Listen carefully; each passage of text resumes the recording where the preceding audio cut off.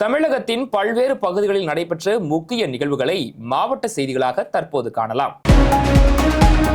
கன்றுக்குட்டிகளை மாட்டு இறைச்சிக்காக வெட்டப்படுகிறது என பாரத் முன்னணியுடைய தலைவர் சிவாஜி அவர்கள் ஒரு மனு கொடுத்திருந்தார். அதன் அடிப்படையில் காவல்துறையினர் விசாரணை செய்யும்பொழுது அங்கே இருக்கக்கூடிய சில இஸ்லாமிய அமைப்பினர் மாட்டு இறைச்சிக்கு எதிராக இந்து அமைப்புகள் செயல்படுகின்றது என்ற ஒரு போலியான தோற்றத்தை உருவாக்கி தமிழகத்தில் இருக்கக்கூடிய சில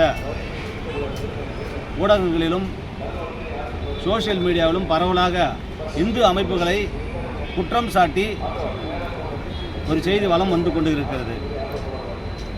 அவர்கள் நாங்கள் சட்டப்படி அனுமதி பெற்று அந்தந்த நகராட்சிகளில் மருத்துவ பரிசோதனை செய்துதான் நாங்கள் மாடுகளை வெட்டுகிறோம் என்று சொல்கிறார்கள். ஆனாலும் இந்த இந்து அமைப்பை சார்ந்தவர்கள் மாட்டு இறைச்சிக்கு எதிரான ஒரு தோற்றத்தை உருவாக்கி இருக்கிறார்கள் என்பது தவறு என்பதை நாங்கள் இதன் மூலமாக தெரிவித்துக் கொள்கிறோம். நாகப்பட்டினத்தில் போதைப் பொருட்களுக்கு எதிராக விழிப்புணர்வு ஏற்படுத்தும் விதமாக வீத லீடர்ஸ் அமைப்பு சார்பில் போதையில்லா நாகப்பட்டினம் என்ற முழக்கத்துடன் மாபெரும் விழிப்புணர்வு பேரணி நடைபெற்றது.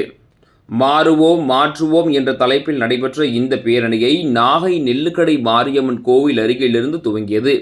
பேரணியை குழந்தைகள் நல மருத்துவர் டாக்டர் ரமணன் துவங்கி வைத்தார்.